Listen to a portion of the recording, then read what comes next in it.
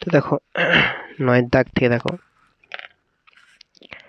9 দাগের একেরটা আমাকে বলেছে এ আর বি এর মান যদি 45 হয়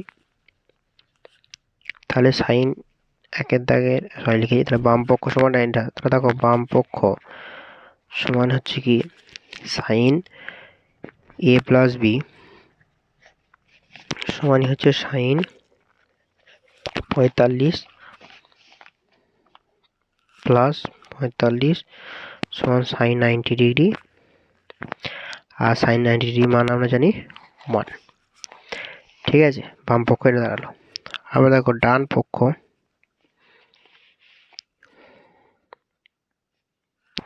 সমান কি বলছে সাইন এ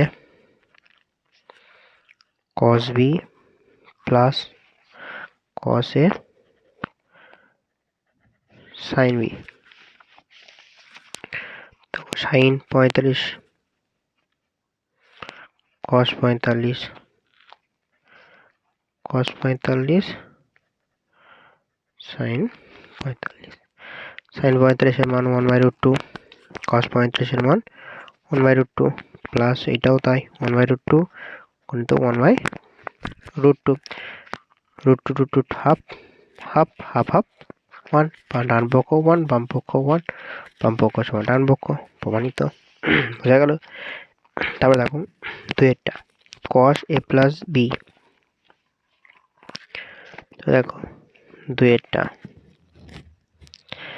বাম পক্ষ সমান cos of a plus b.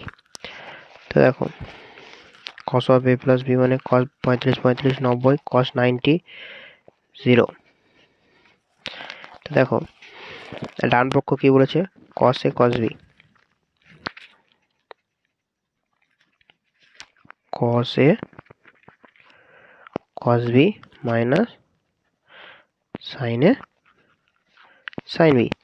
তো দেখো cos 45 এর মান হচ্ছে 1/√2, cos b তাই 1/√2 মাইনাস 1/√2 করে তো 1/√2, হাফ মাইনাস হাফ কত 0, বাম পক্ষ 0 ডান পক্ষ 0, প্রমাণিত।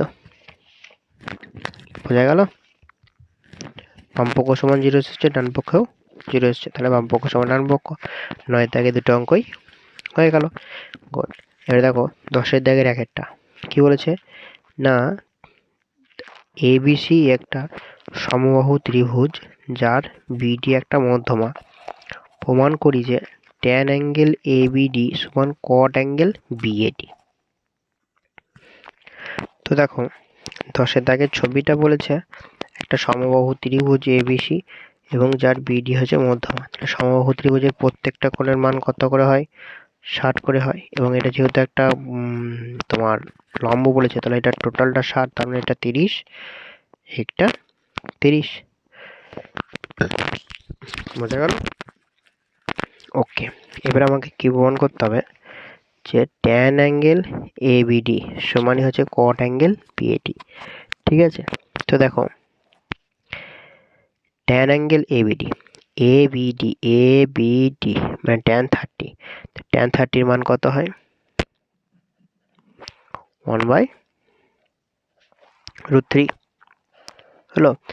আর কট অ্যাঙ্গেল বিএডি বিএডি 60 ডিগ্রি, তো কট 60 ডিগ্রি, কট 60 ডিগ্রি মানও কত হয় 1/√3, তাই না? বাস, প্রমাণিত।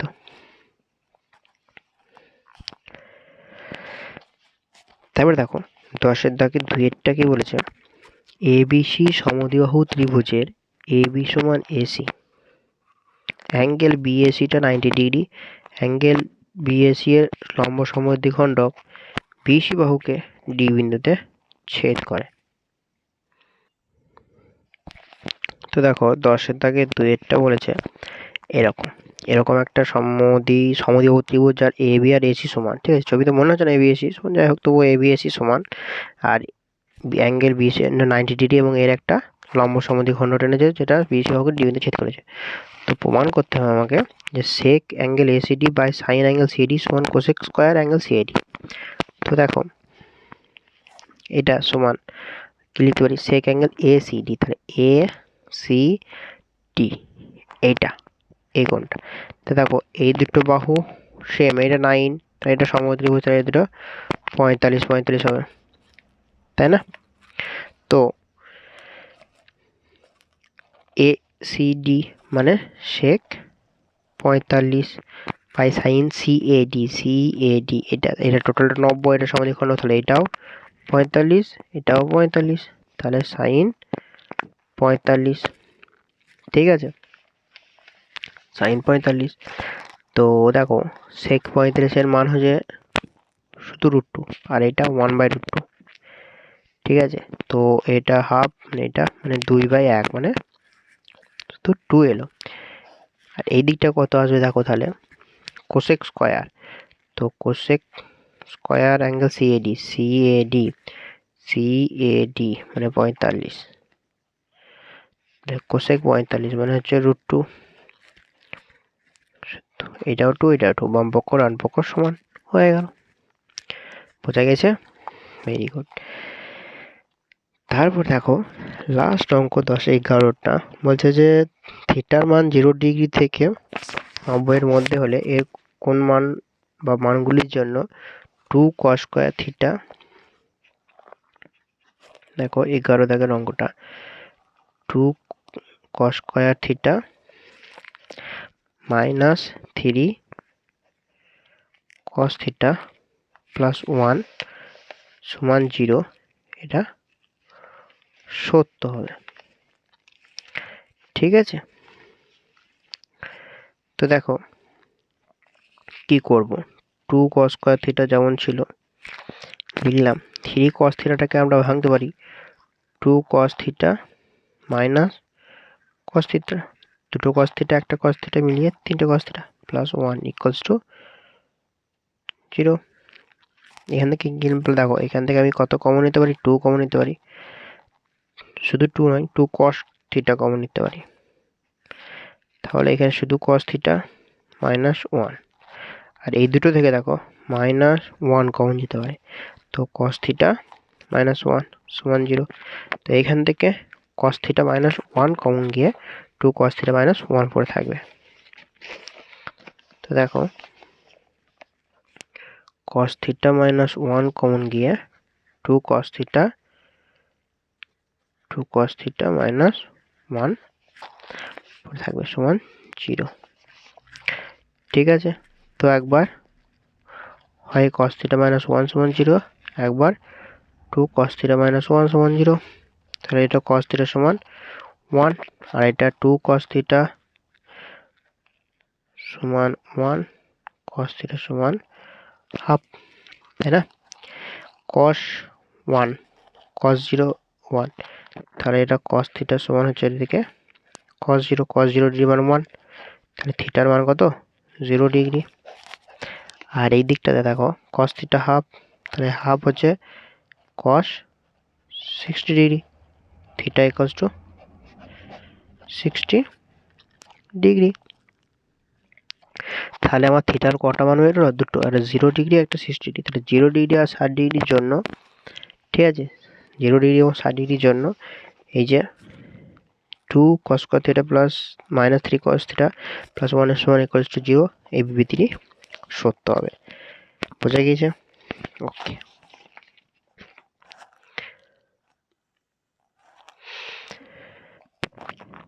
তারপর দেখো তার পরের চ্যাপ্টারতে যাওয়ার আগে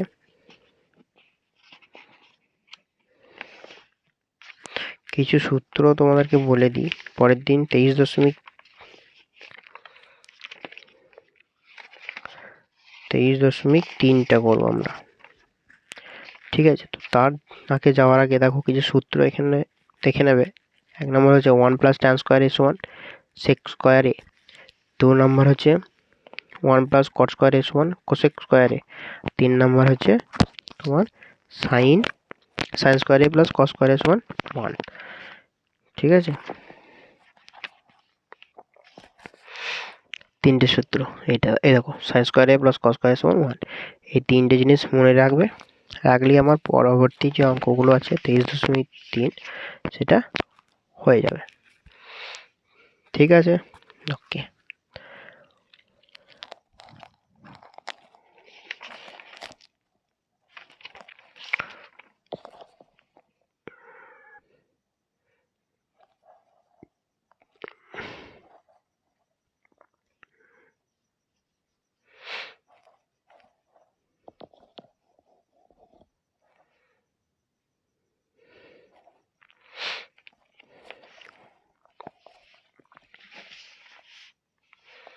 তো দেখো